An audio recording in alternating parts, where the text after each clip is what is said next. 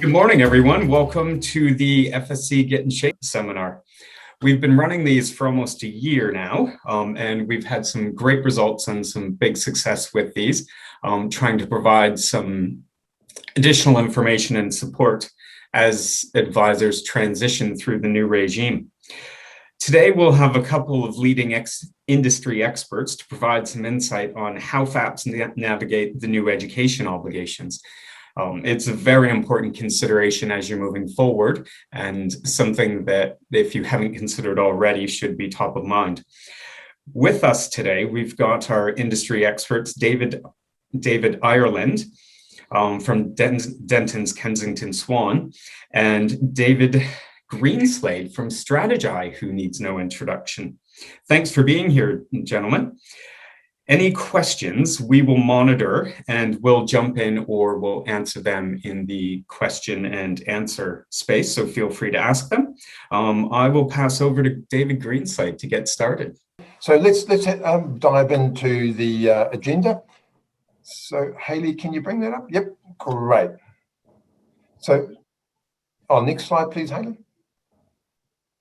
Yep. Okay. So what we're briefly going to do here is just have a very quick recap of the basics. So there'll be a tag team between David Ireland and myself on that. Then we want to spend the majority of our time looking at the competency transitional relief and just trying to demystify and clarify some of the issues that we're seeing popping up there.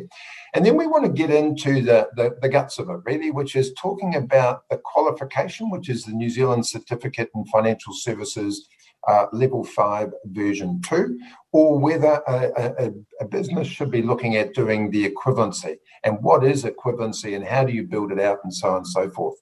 Once we've looked at those sort of two alternatives, the pros and cons of each, we'll look at, if you are going down the level 5 route, then what are the various pathways open to you? And then we'll just round it all out by looking at CPD, because CPD now has a more important role than almost ever before in the new regime, and we'll talk through some of the practical things we should be looking at. So I'll hand across to you, David Ireland, and you can look at the legal stuff. So, yeah, thanks, David. I suppose that is my role in life, to look at the legals. Once that next slide comes up, Hayley, just looking at the basics, right? So what are the specific legal requirements under Financial Markets Conduct Act? And need to bear in mind here, this is not just about the code standards 6 to 9, which you've noted there at the end of the Code of Professional Conduct. Of course, what you've got is that the code just sits within the statutory framework, and irrespective of the competency requirements in the code, the first thing you need to do when you're providing financial advice, whether you are a financial advice advisor yourself, or in fact as a financial advice provider, providing at an entity level, or your obligations in relation to the advice that is provided, anything must be provided in a fashion that meets the standards of competence, knowledge, and skill. So that's under section 431I, which feeds into the code. But also it's the duty to exercise care, diligence, and skill. It's really important not to lose sight of that and not go straight into the detail of the code and the level 5 certificate and what all that means. Step back and actually think, am I competent to be delivering the advice that I am providing? Because if you are not, then irrespective of the competence standards, you're probably going to breach your duty to exercise care, diligence, and skill. You're probably also going to struggle to comply with your broader obligations under the Code of Conduct, so your obligations to act with integrity and exercise appropriate level of client care under the code, because actually being competent is all part and parcel of your broader obligations as an advisor and a financial advice provider. David, that's sufficient for me for a bit of a recap. Yeah. Anything? Right. Yeah. No, that sounds great. So Hayley, next slide, just to quickly recap on the code, please. So looking at the code, it's important to look at it and go, it's the sum of two parts. So one is not necessarily more important than the other, and you've got to look at it in the whole contextual terms. what we often see happening is FAPs are focusing more on sections or on the standards 1 to 5, which is putting in place those processes and the good templates and all of that sort of stuff. And what's happening is a big chunk of the industry is thinking that they don't need to worry about part 2 until the end of the 2-year transitional period. But what we're sort of saying here is the quicker you embrace part 2 and you build up your competence, knowledge and skill, then it means if you do have that competence, knowledge and skill, then you inherently know what is right. You inherently know what the standard is, which then gives the business greater flexibility around standards 1 to 5, because you're now dealing with competent advisors. Whereas if you don't focus early on part 2 and you only focus on 1 to 5, you could potentially end up with a lot more rigidity built into your advice process than what you otherwise would need to have. Any comments from you, Dave, on that? I think it is a really good point that actually if all of your team have the competence, knowledge and skill set from part 2, then inherently they'll understand parts 1 to 4 in particular, and you can have more confidence as a financial advice provider that they are likely to be discharging those obligations, because at least they know what they are supposed to do, even if it is not currently a legal requirement for them. And of course, the back half of it, part 2, is still going to apply to people, to your new advisors, so newbies that were not registered come day one. And you can't lose sight of the fact that whilst the bulk of your workforce might be able to rely upon the transitional competency relief, actually there's going to be new ones that will come through. I know we're going to touch on that a bit later on, but no, I think that's well said, David. Great, thanks very much. So Hayley, next slide, please. And over to the legal aspects of that. Okay, so we talked about the competency transitional relief, and look, and the rules here are quite complex, almost designed to generate more work for lawyers to try and unpack it, right, and actually interpret what does this mean, how do you get your way around it, which is unfortunate. So possibly, I guess, when you strip back, we're trying to put the headline bullet points there, just those 2 bullet points. So the competency transitional relief, and put QFE advisors to one side, or QFEs, because that does get a bit more complicated. Just want to focus on financial advice providers. Okay, so if you were registered to provide financial advisor services, provide financial advice immediately prior to 15 March, that gets you into the transitional relief, provided you've carried on your registration into the new regime. So you are now registered to provide a financial advice service.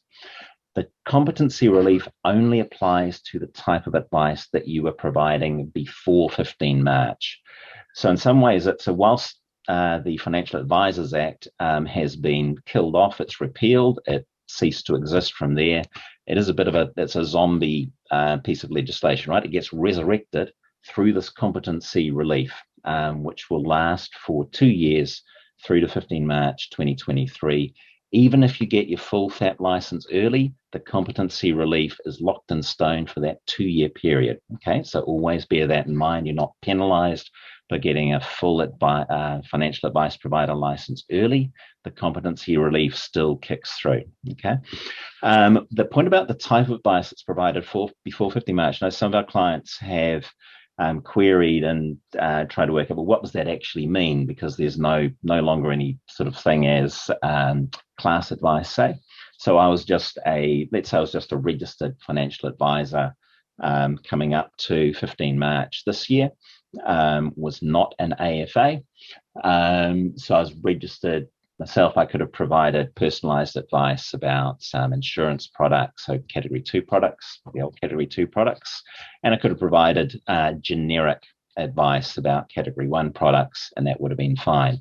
That is all that I can do under the competency safe harbor. So really important, if you're a financial advice provider, that you've got systems in place to make sure that any of your advisor force that is relying upon the competency transitional relief is limited in their role to only give advice of a type that they were able to give immediately prior to 15 March. They can't expand that scope, can't do anything beyond what they could do beforehand. And that carries through It also applies, say, if I was an entity, so I'm an organization was registered to provide financial advice immediately before 15 March, which means I could not have done anything personalized unless I had my robo-advice type exemption prior to that. So if I'm an entity, I could have only given generic or class advice prior to 15 March. That is all I can do at an entity level, relying upon the competency relief. It doesn't mean you're specifically stuck to just doing that, but if you go outside of that scope of advice, then you'll need to make sure you are actually meeting the requirements under Part 2 of the code. Anything you want to add to that, Dave? Yeah, because from a real practical perspective, we're seeing this is creating all sorts of issues, because you'll see a number of businesses that are relying on the the competency transitional relief, but on their marketing, on their website, on all of their disclosure, they're now talking about a much broader range of services that actually they don't have the competence to be able to deliver. So automatically we're starting to run foul of potentially the fair dealing rules. Also, both of us can't stress enough, there is no transitional period, there is no relief for meeting your obligations under the legislation, regulation, and the code. And don't forget good conduct obligations that apply over all of this as well. So what we're sort of urging is the quicker you can get your advisors down some form of training that we'll talk about sort of next, then the safer your business is going to be, and commercially the more flexibility it gives you. Because we've got to look at this from the client's perspective and go, if you're creating an impression that you're a diverse business with access to a wide range of products and solutions and advice, and you can't deliver it, well then you're falling foul of those first impressions that sort of count. So commercially, we believe it's a good idea that you get everyone up to speed sooner rather than later. And also practically, if you leave starting on your level 5 until the 11th hour, then come the March of 2023, there's just no way you're going to be meeting those standards, because March of 2023 is the cutoff, which means whichever route you've gone, you need to be there. You need to be at that destination by that point, as opposed to what many are doing is thinking they're going to start that journey about that date. Anything else, Dave, you want to add?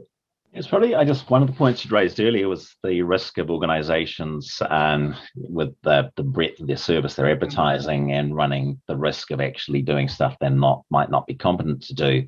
Now, you may well be competent to do stuff that is beyond your strict, technical bits under the legislation. But the point is, you need to be able to prove it. You need to be able to show it. So it's that old adage under this regime, if FMA comes to ask you about it, they don't want you to tell them, they want you to show them. They want you to say, well, how do you know you are competent? And it's not just, I've been doing this stuff for 20 years. It's actually, what is the process you've gone through to verify that you've actually got that appropriate level of competency? And that's what, the next part of this session is about, of how do you go about doing that?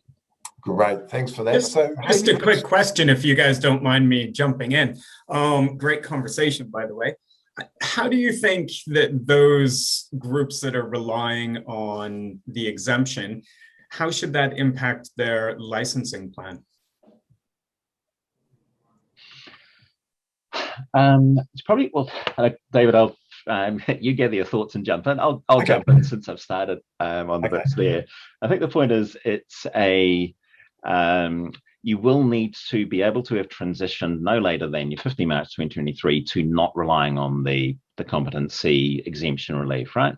So as far as your full FAP license plan is concerned, it's actually making sure that you've got your systems in place so you are 100% compliant with Part 2 of the code, no later than 15 March 2023. As David's been saying before, actually there's no penalty in being ready early and meeting those requirements early, and maybe that should be part of your plan. So when you apply for your full license, you don't need to have had everyone up to that competency level. if they are able to rely upon the competency exemption, but you do make your proposition probably a lot more complicated if you've got some people relying upon the exemption, some not, and you're moving to full competency requirements. So again, it's part of this legislation. There are a few opportunities to, I don't want to call it cutting corners, but actually, rely upon exemptions and go through things, but you do then complicate your compliance proposition, and maybe that's not going to be the best thing for your organization.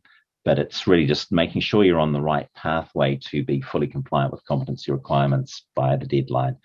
David, anything to add on that? Yeah, so if I sort of look at it from two spectrums, the first one is a small sort of one-person advisory business.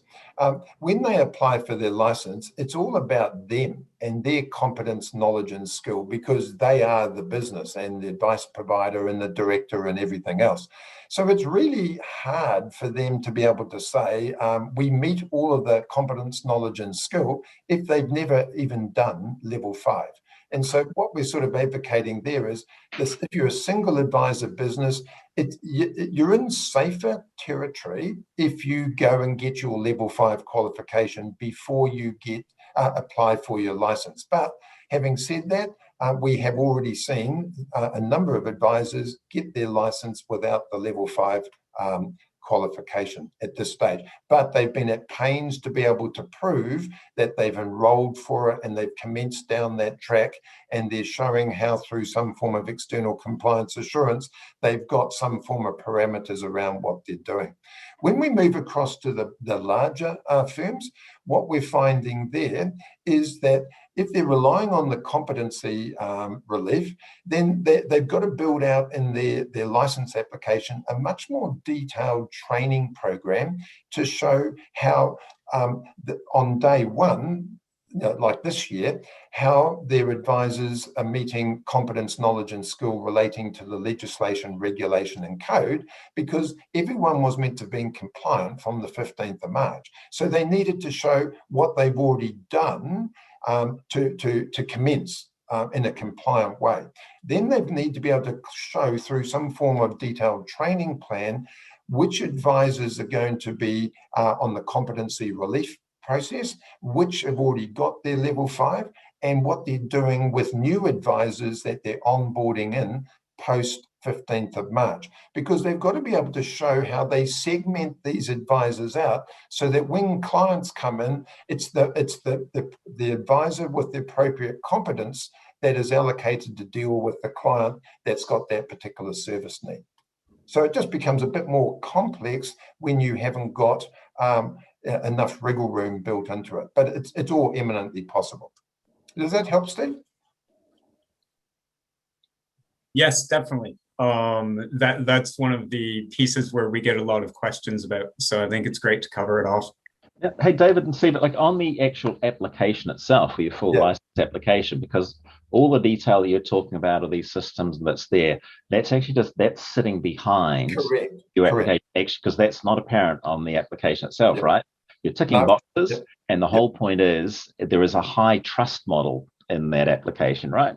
You're ticking yes, yes, yes, and actually you'll flow through. But woe betide you if you've ticked yes and actually you haven't got, if you haven't done the mahi behind that to actually have the plan to support, yes, I've got a good basis for thinking that my answer is yes to this, and I've got the competency plan all sorted, because there will be spot, you can bet on mine, there will be spot audits on those applications.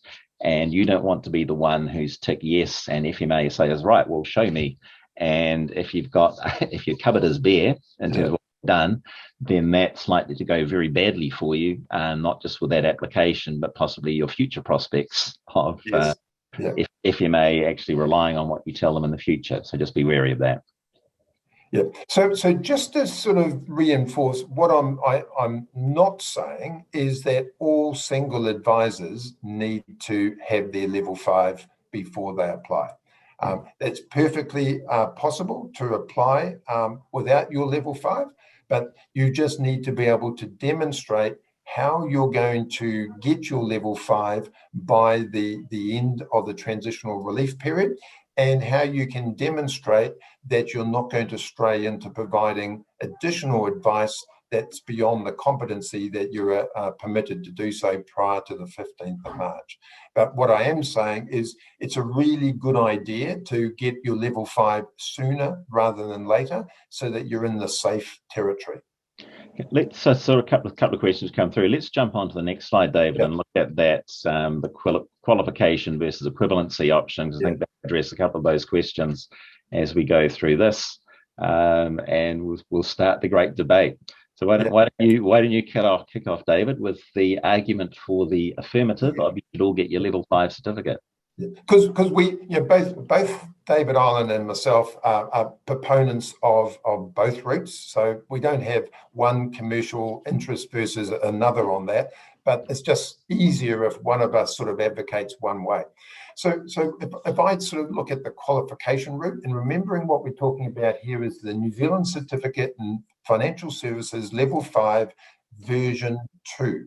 So many of us will have the old national certificate, or we'll have the New Zealand certificate version 1, but the code says we've got to demonstrate that we're operating at the equivalent of what the standards are in version 2. So the good thing about getting the qualification is that you own it. It belongs to you as the individual advisor, which means as you move through the industry, that qualification goes with you. And it enables you, if you want to expand out the range of services you do, then you just do another specialist strand of the level 5 qualification so that you can widen the advice that you're providing. So it is a pro, but it's also a con. So from a negative perspective, what we're saying here is if an advisor has the qualification and they're employed by a corporate, then they're eminently poachable. And it's much easier for them to leave one employer to join another, because employers, if someone wasn't on the register before the 15th of March this year, then they can't give regulated financial advice until they have their level 5 qualification. So for businesses that are rapidly recruiting advisors that have that qualification is paramount, because it gets them into generating revenue a lot quicker. The other thing it does is it provides certainty of education standards, because the level 5 qualification is unit standard based. So you can benchmark exactly what they have and exactly what they don't have, so that it's much easier to build out continuing professional development. It also makes it much easier if the code committee in its wisdom decides that we need some form of higher qualification. If someone has got that qualification, you've got a solid, defendable starting point from which you can build out from that. The other one is cost. It's relatively cheap. Like if you're getting the sort of the education subsidy that we can provide, you can get your entire qualification online for about $1,300 odd. So that's not a huge amount of money to pay. So if you're a small business, say 1 advisor, 5 advisors, 10, 20, 30 advisors, in almost every single case, it's miles cheaper for the advisors to go through and get the qualification rather than us building out the equivalency on the other side. I've already covered on about bolting on those additional services, but it also means it's much easier to onboard new advisors, because you know that when an advisor comes to you and they've got that level 5 qualification, they've already ticked the box. Whereas if they come to you from a business where an advisor has operated under the equivalency, you need to put them through some form of competency assessment and gap analysis to identify how, in their previous role, their equivalency training meets the new role that you engage in them to do. And that can be, once again, there's a burden of proof that you need to have from that sort of side. And then the other thing we have is someone new coming into our business that hasn't been in financial services before. They will undoubtedly need to get their level 5. So they'll need to start from scratch, but we'll talk a bit more about them later. So you want to talk about the other side of the equation there, Dave? Okay, equivalency, and you might notice as we go through this David and I will sort of flop into arguing the other side of the debate as well. And another question, I might come back to you, David Greenslade, to answer that question that's just come through about touching on nominated representatives. But I'll just go through, I guess, the equivalency. And looking at this as, I guess, your alternative way of looking at it. A key thing when you're looking at equivalency is the fact that the competency requirements under Part 2 are not that you've got the Level 5 certificate. That's just the best evidence for getting you there. The actual requirement in the code is that you have got capabilities equivalent to the general qualification or the qualification outcomes of the Level 5 certificate, right?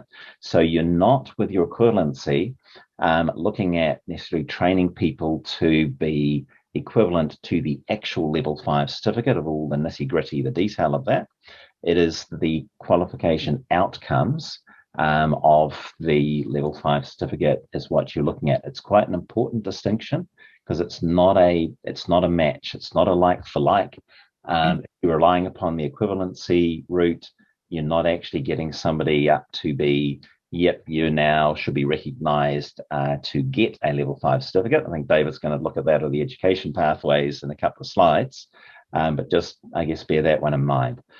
What I like about equivalency is the fact that you can look at that as being something that is role specific within your organization of your capabilities. So say if you are a larger FAP and you've got a lot of people who might have a relatively narrow range of services that they are providing, there is a lot of extra training in the Level 5 certificate to give a more rounded financial advisor, but some of the content in there is just not going to be relevant to what that person does in their day job. So relying on an equivalency route, which is where you take the individual's capability, their training, and then you supplement that with the organization's systems, processes, controls that they've got in place to build them up to say, right, this person delivering what is within their role, they've got a competency or capability that is equivalent to the outcomes of the qualification of the Level 5 certificate, right? So what that means is you can specifically target your training, get that a bit more focused. If you've got a lot of people coming through, that may end up being a more efficient process for you to get the people trained up into your system and into what you're doing. So it does reduce the breadth of study for some individuals. And whilst I know there's a, Level 5, you might think, well, it's not, that high a level in the whole education framework, it is still going to be a challenge for some people, especially if they're trying to learn concepts that are completely foreign to them because it's nothing to do with their day job. It's something different. So that whole extra familiarity of somebody needing to get through that. Whereas as a FAP, if I can tailor my training and the systems to that person, it's going to be a lot more relatable to them and can be a much more effective way of getting the person through because you're covering off both training within your organization as well as meeting the qualification outcomes, right? Do recognize you've got challenges. If you've only got a small number of individuals that you're onboarding through the year, that can present a bit of a challenge for you to get those individuals through your training to match the capabilities, because that's a sort of like the individualized sum. It's perhaps makes it's going to be a more efficient process where you've got your bulk order, you've got all your people going through in a cohort and matching their the outcomes through your training process in one hit. But then when you get individuals coming on sort of through the year, you're going to have to work out, well, how do I stagger it to make this an efficient way of building up the organization's capabilities to match the individuals to make sure they get there. The last bullet point we've got there about keeping your content up to date is, of course, if you're not relying upon individuals getting their Level 5 certificate, then you're going to need to make sure that your own content that you've got for your own systems and capabilities you're using to supplement the individuals is being kept up to date, is actually tracking, well, what are the outcomes of the Level 5?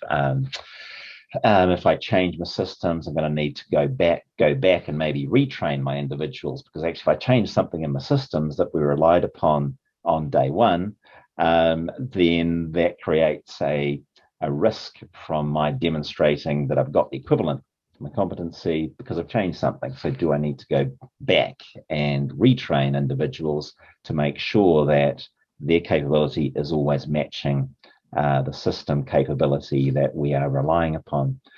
One thing before we go back to us, but I'm really keen to hear from you, David, about FAP level competency and how the heck you do, particularly FAP level. If I'm an entity, God, heaven forbid, Dentons Kensington Swan becomes a registered financial advice provider. This is not part of the strategy of the go forward, right? Let's say we were to do that. Of course, Dentons Kensington Swan can't get a level 5 certificate because that's an individual side. So at an entity level, and I'm producing some collateral advertising content, sort of talking about a product that we're making available to our clients, but it's at the entity level that's being driven out. How is the organization going to demonstrate? You have to rely upon equivalency. We're just interested in your thoughts, David, about what organizations might be doing to address that requirement.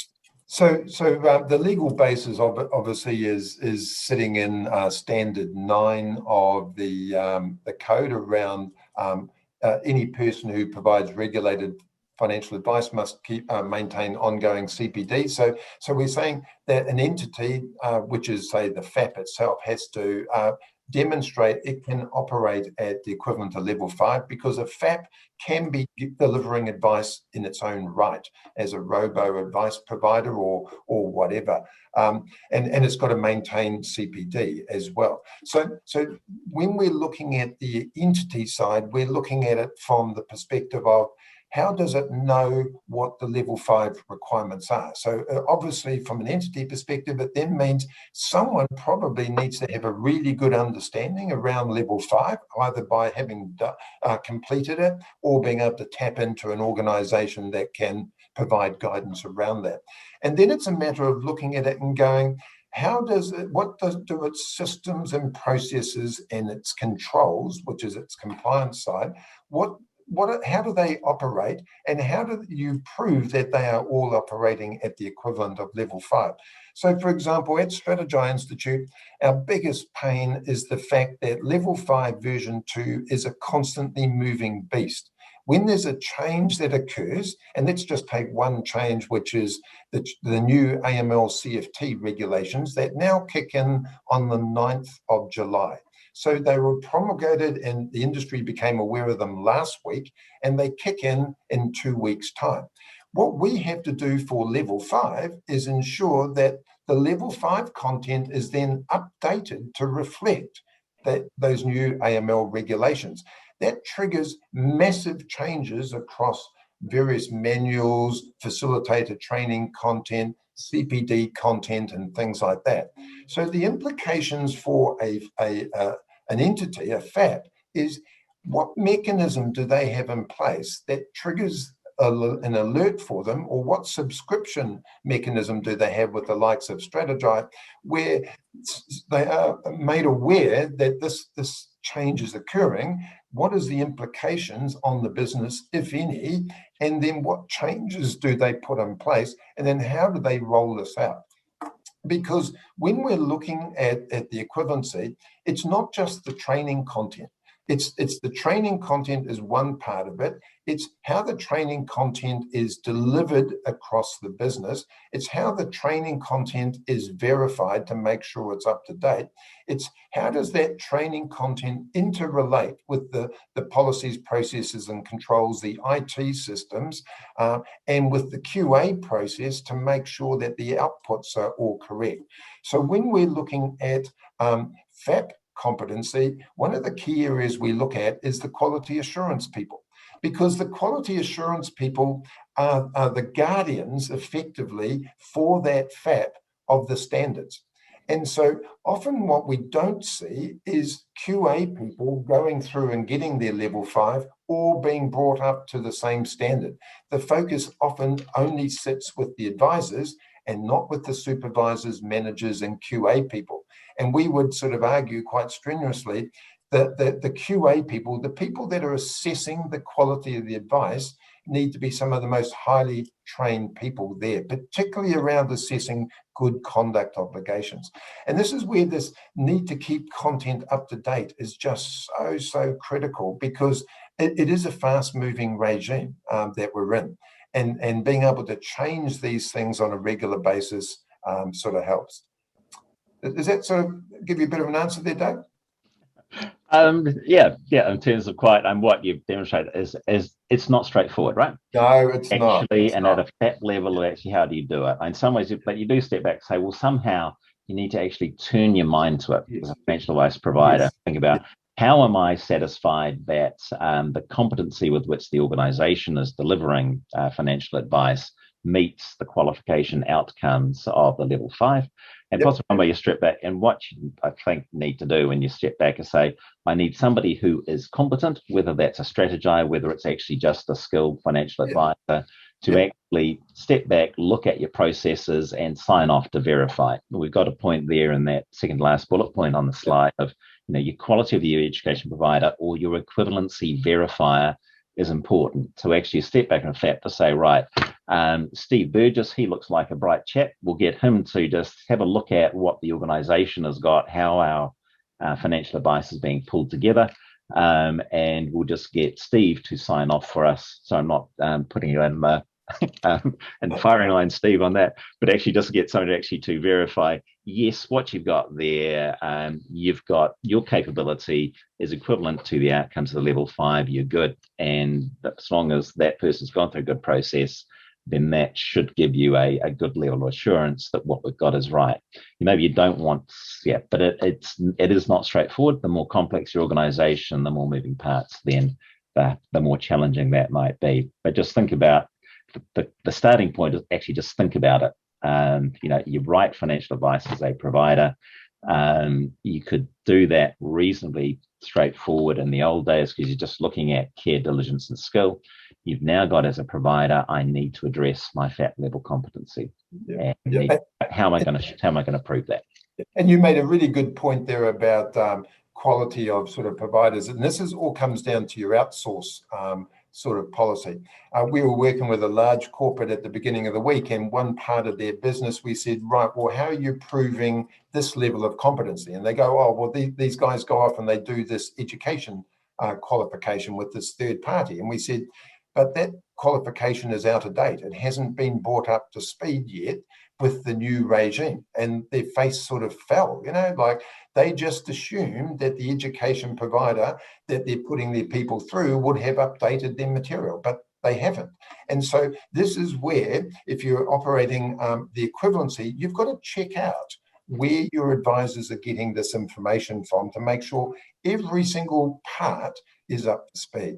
So just a quick word on nominated reps. So the first thing is, from a competence, knowledge, and skill perspective, the standards are exactly the same for a financial advisor and a nominated rep. So a nominated rep doesn't have to be less competent or less qualified.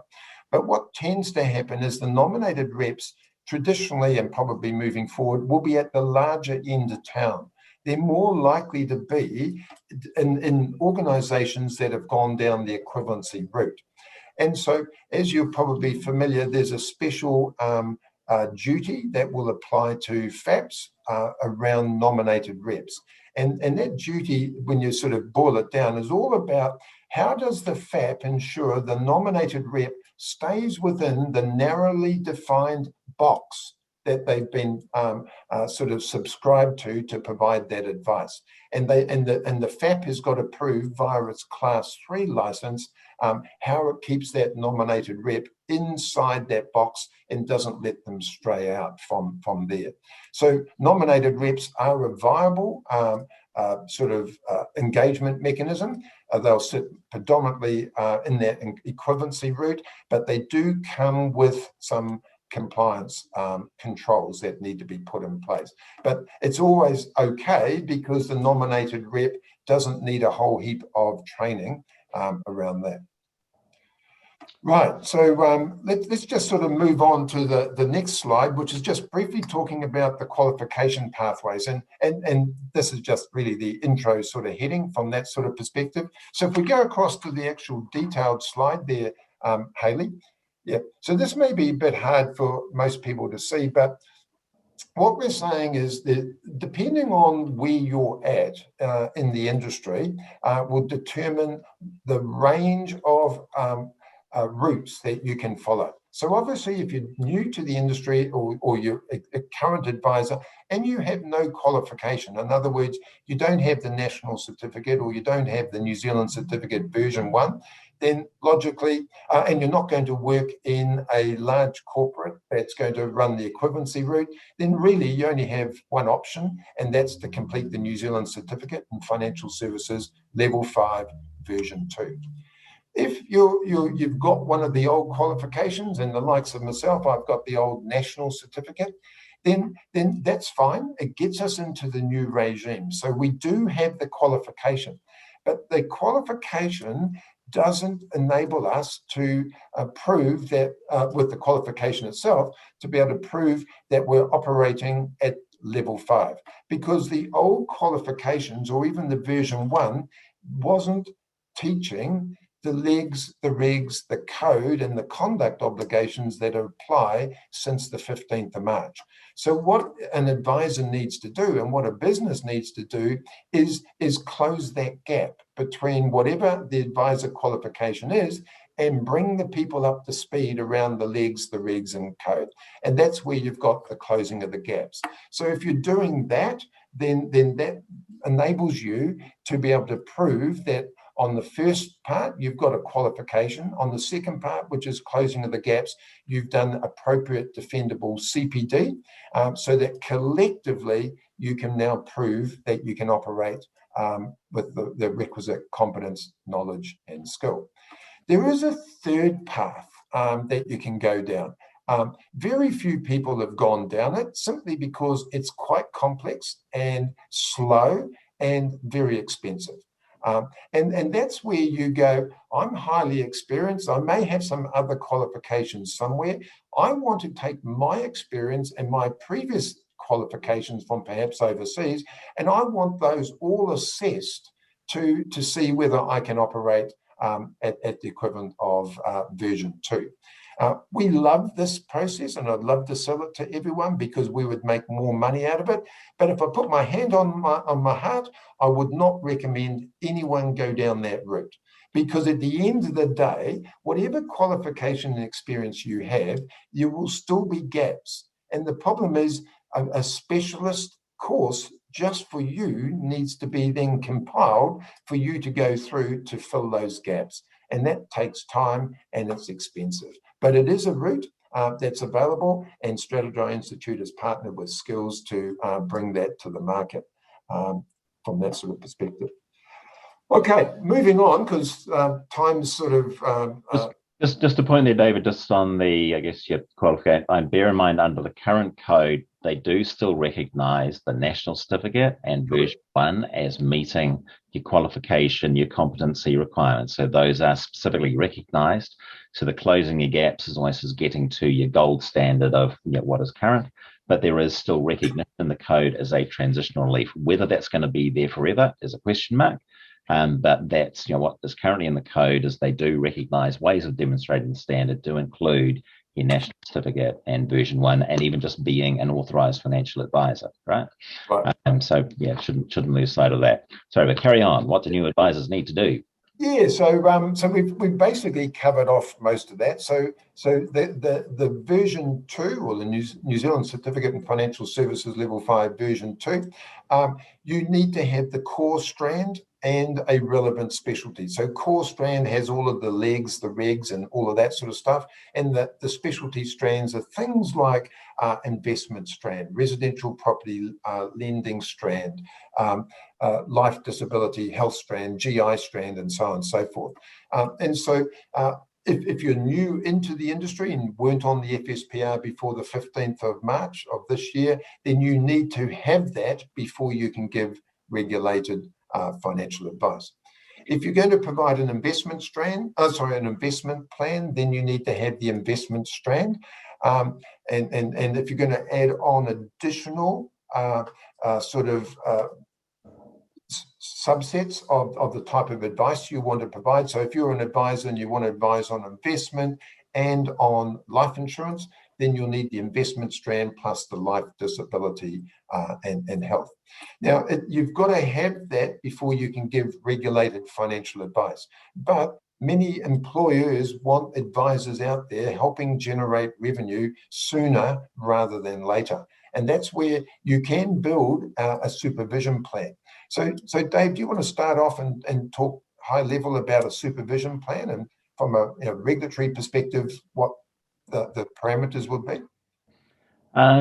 Yeah, good point. And obviously, a supervision plan, I guess, is your baby, David, so I won't get too far into it. Okay. But in terms of, the concept is basically it's almost like your advisor and training sort of coming through, and you have your supervision overlay for them, which is actually building up your own equivalency in some ways. So actually saying, right, your supervision on top of that individual, is helping them, demonstrate the capability, because effectively you've got, so long as your supervisor is actually at the correct level of competence, so they've got the tick, then actually their overlay with the junior coming through the ranks will mean that, together they are delivering, well, the junior is delivering within the competency level, but it's just a question then of at what point do they get let loose, and your supervision plan probably it just drops off over time. That's roughly the way it works, David. Yep, that's it. And because under the code, you've got the ability, a new advisor's got the ability to provide regulated financial advice through another advisor.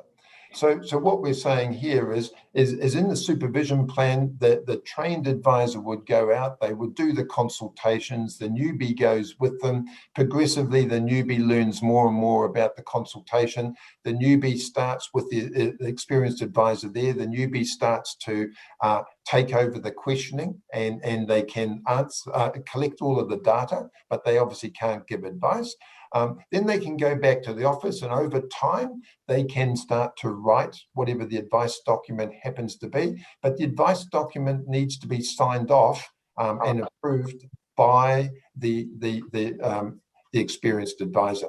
And then obviously the advice can be delivered back out by the experienced advisor, or in the absence of the experienced advisor over time, the newbie can deliver the advice document and talk to the advice document, but not actually talk or provide financial advice above and beyond what the content of that advice document happens to be.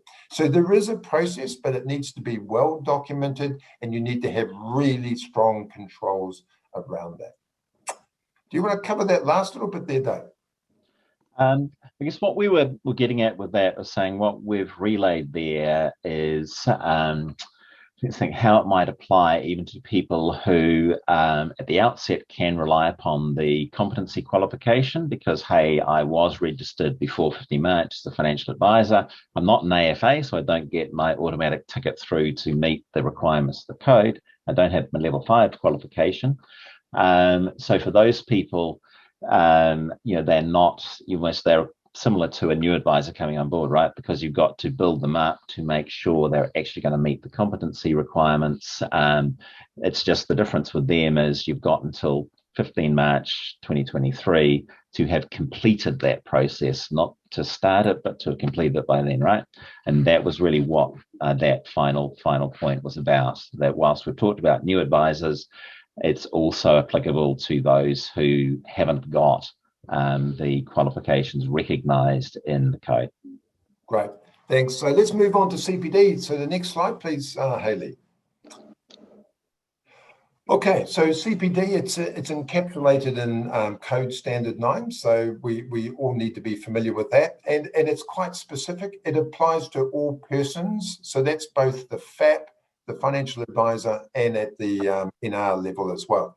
So what it talks about is that for an individual, on an annual basis, they need to pull together what training they need to do, and then progressively get trained throughout the year. So that leads through to, from a practical perspective, having some form of documented professional development plan where you're identifying what are my needs from a training perspective, and then as you conduct the training, you will be recording it in some form of CPD log.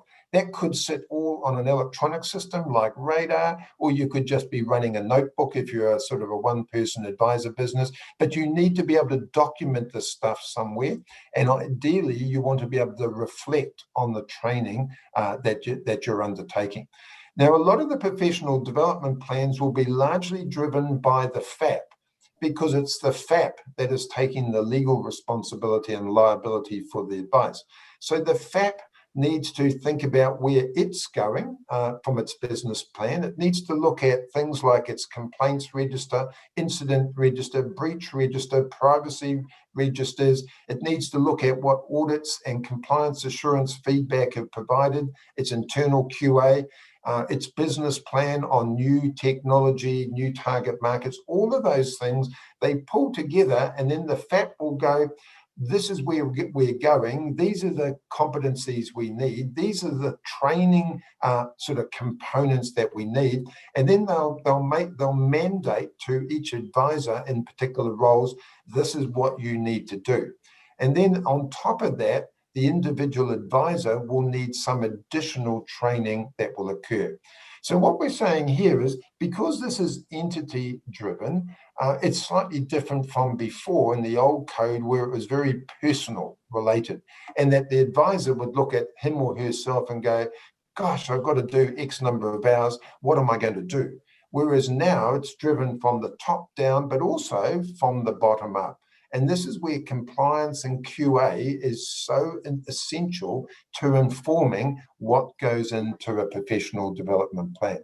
And it's not just around meeting the code, it's around meeting all aspects, because sure, the FMA and your license focuses in on the FMCA and things like that, but you're running a business. So you've got to look at it from, if you're on a board of your FAP, you've got to look at the competence, knowledge and skill I need as a director, as well as a financial advisor. You want to look at all sorts of things like cybersecurity, all of your IT and all of that sort of stuff. Don't look back, look forward on your training.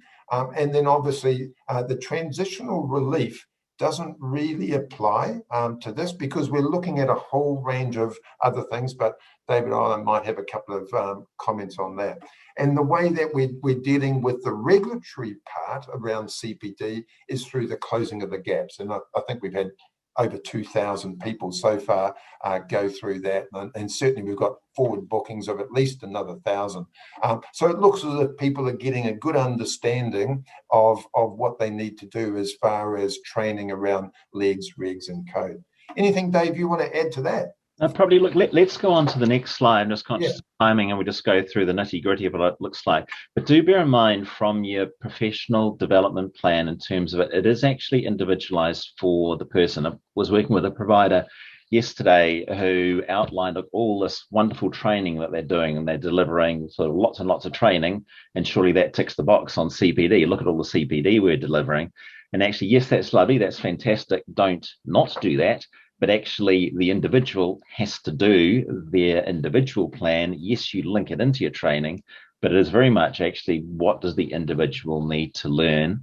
And yes, as a provider, you're just making sure that you've got all of the appropriate training is available to them. You want to check they're actually doing it. So just some tips of how you might go about proving your CPD, right?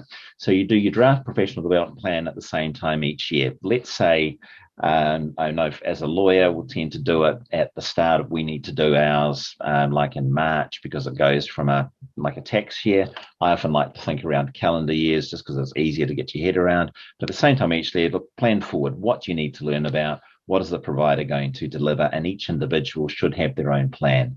For the individuals, they need to identify what makes sense to go into their PDP, but also you've got the FAP overlay, as David was mentioning before. The FAP needs to make sure that every individual's professional development plan actually makes sense for the FAP, because at the end of the day, it's the FAP's neck that is on the line if the individuals don't have appropriate plans in place.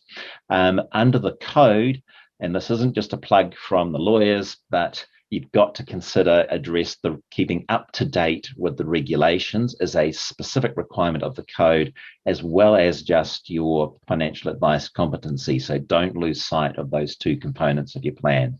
Maintain your log and focus on CPD that matches your professional development plan, i.e. training that actually matches a learning need. One of the ironies of something that people sometimes fail to grasp is that you could do a truckload of CPD, just attend almost daily training sessions, but if none of that training matches what's in your plan and what your learning needs are, it's probably been a bit of a waste of time. There are no set hours you need to do, but you just need to undertake sufficient to ensure that you're maintaining an appropriate level of competency. If courses don't provide certificates, I often get this question and say, well, does this count? I haven't got a certificate from the provider. Doesn't actually matter. That's not a prescribed requirement. One of the beauties of the new regime is it's very flexible, which is individual responsibility. Think about, well, how have I verified that I've attended this? If you're attending a session and you've got a colleague, just get them to sign off on your notes to say, yes, you were there. Even just taking notes can be a good record of the fact you've been there. To make sure you've actually got value for yourself, capture reflections on what you've learned. I know I attend a lot of training, and sort of a week later I've forgotten everything that I've listened to. Probably forget everything, all the tips that David's given us in this session by next week. But if I've got notes that I can actually go back at my CPD log, so that almost becomes my little refresher, I'll keep quite detailed notes of what have I learned, what are the reflections, and just your little gems you got from that, you can then go back. It's both a record, assists with your record keeping, but also means you've got a little resource you can go back to. These are things that I've learned, and hopefully then will save you from repeating the same training again and again because you keep forgetting what you've done, right? Build your checking your CPD log into your compliance plan to just make sure that you're actually just checking and keeping up to date with that, that it's matching the PDP. And then as soon as you identify a new learning need, the fact that it isn't in your plan from day one doesn't mean, oh, I can't do that because it's not in the plan, there's no point. You just refresh your professional development plan of actually identified a new learning need, treat this as a living document that just keeps rolling through with you, identify something new you hadn't thought of, whack it into your plan, do the training that then matches it. And the last point, think about, there's a lot of free tools, things you can use to track CPD. Radar is a good one that David's mentioned. But just, look at, there's a lot of help out there to do it. It's just a matter of, it's not just doing the training, it's making sure you've properly recorded it so you can demonstrate it. That's me, David. That's excellent. That's excellent. So I'll just wrap it all up. So Hayley, if you can just move on to that final slide for us, please. Okay, so we've tried to sort of take you through a very quick sort of navigation of the level 5 and the equivalency. But for most advisors, because about 50% of the industry is sort of 1 to 2 man or person bands, the cheapest and easiest way to go is just to get that level 5 qualification. We can't stress enough that this 2-year competence transition relief period doesn't apply to competence around legislation, regulation, code, and so on and so forth. You need to know the legal framework. And so if you're not going to do your level 5 until further down the track, then hopefully you've got your closing of the gaps or something similar out of the way already. If you are doing your version 2 qualification right at the moment, then that's fine. You don't need to do any form of closing the gaps along the way.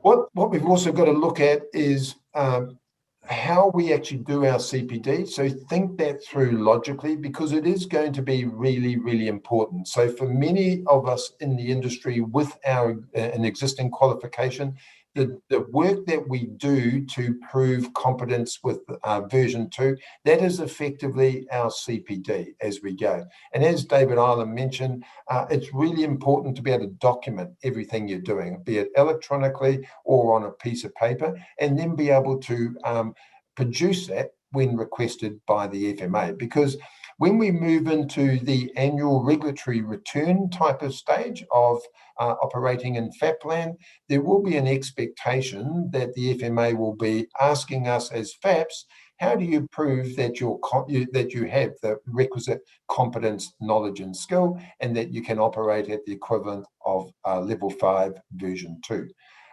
And so that's the acid test, being able to prove that at all times. Any final words from you, Dave? No, I think it's probably is all just being purposeful about what you're doing, right? Just think about, let's think, and just think about, I guess, practical solutions working through. And a couple of questions come in through about CBD plans. We've got lots of NRs say, how do you manage that?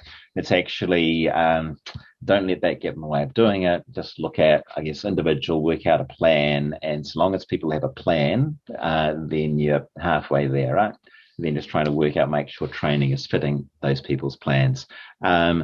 Yes, there are some complexities in the way competency verification works, in particular if you're going down the equivalency route, but just recognize there is flexibility in the new regime, and just work out right sizing your competency pathway for your organization, what's going to make the most sense, and going about it strategically as opposed to sort of knee-jerking or jumping at things, I think is a key tip that I give people to take away from this. Great. Awesome. Fantastic. Thank you, gentlemen. That was incredible, David and David. I think we could probably go on for quite a bit longer. There's a lot of good questions in there from the panelists as well. One key takeaway from mine was to have a plan to meet your competence requirements, but remember, it's not set and forget. This is something that needs to be managed on an ongoing basis and should be top of mind as you're either managing your FAP or your career. So keep your future plans and understand what the next steps are for your business. We'll wrap up quite quickly here. Please come along to the next FSC conference, the next Get in Shape webinar on the 23rd of July on how to interact with updating your customers on a continual basis. Thanks a lot, everybody. We look forward to seeing you in the future, and this will be available on Monday on the FSC website. Have a great day, everybody, and weekend.